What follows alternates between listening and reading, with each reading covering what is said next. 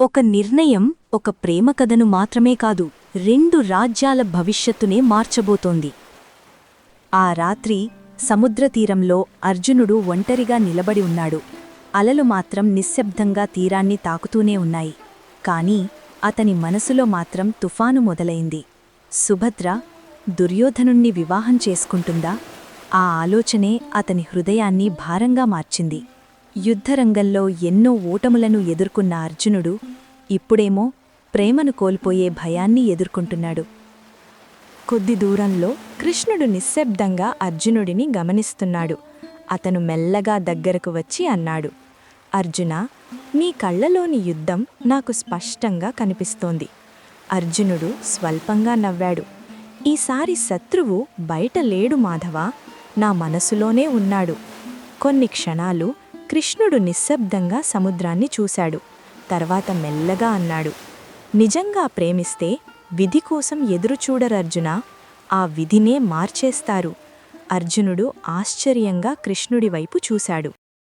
అదే సమయంలో రాజమందిరంలో సుభద్రకు నిద్ర రావడం లేదు.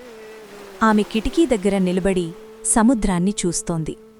కాని ఆమె మనసులో మాత్రం అర్జునుడే కనిపిస్తున్నాడు. ఆ ప్రశాంతమైన చూపులు, ఆ గౌరవంగా మాట్లాడే తీరు, ఆ నిశ్శబ్దమైన చిరునవ్వు, ఇవన్నీ ఇప్పుడు ఆమె హృదయాన్ని మరింత కలవరపెడుతున్నాయి. అప్పుడే వెనుక నుండి రుక్మిణి మెల్లగా అడిగింది, నీ మనసు ఎవరినైనా కోరుకుంటోందా సుభద్ర? సుభద్ర ఆశ్చర్యంగా వెనక్కి తిరిగింది. కొన్ని క్షణాలు ఆమె ఏమీ మాట్లాడలేదు. కాని ఆమె నిశ్శబ్దమే అసలు సమాధానమైంది. రుక్మిణి స్వల్పంగా చిరునవ్వు నవ్వింది.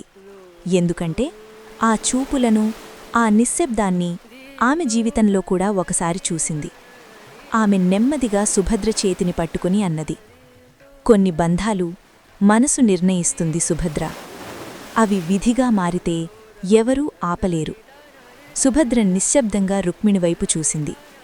ఆ మాటలు ఆమె మనసులో చిన్న ఆశను వెలిగించాయి. మరుసటి రోజు రాజసభలో బలరాముడు గంభీరంగా నిలబడ్డాడు. త్వరలో హస్తినాపురానికి సందేశం పంపిస్తాను. సుభద్ర వివాహం గురించి దుర్యోధనుడితో మాట్లాడాల్సిన సమయం వచ్చింది. ఆ మాట విన్న వెంటనే అక్కడి వాతావరణమే మారిపోయింది. కొంతమంది యాదవులు నిశ్శబ్దంగా ఒకరినొకరు చూసుకున్నారు. ఎందుకంటే ఈ నిర్ణయం ఇక వెనక్కి తిరిగే స్థితిలో లేదు. ఆ సాయంత్రం కృష్ణుడు మళ్లీ అర్జునుడిని కలిశాడు. ఈసారి అతని ముఖంలో ప్రశాంతత లేదు, స్వల్పమైన గంభీరత కనిపిస్తోంది. అతను నెమ్మదిగా అన్నాడు, అర్జునా, ఇప్పుడు నీ ముందు 2 మార్గాలు ఉన్నాయి. ఒకటి నిశ్శబ్దంగా అన్నీ కోల్పోవడం, మరొకటి కృష్ణుడు స్వల్పంగా చిరునవ్వు నవ్వాడు, సుభద్రను తీసుకొని వెళ్ళిపోవడం. అర్జునుడు ఒక్కసారిగా ఆశ్చర్యపోయాడు. ఏమంటున్నావు మాధవా? కృష్ణుడు దగ్గరకు వచ్చి మెల్లగా అన్నాడు, ప్రేమ కోసం కొన్నిసార్లు యోధులు యుద్ధం చెయ్యరు అర్జునా, తెలివిగా తమ ప్రేమను ఎలా గెలుచుకోవాలో ఆలోచిస్తారు. ఆ మాట విన్న తర్వాత అర్జునుడు పూర్తిగా నిశ్శబ్దంగా నిలబడ్డాడు.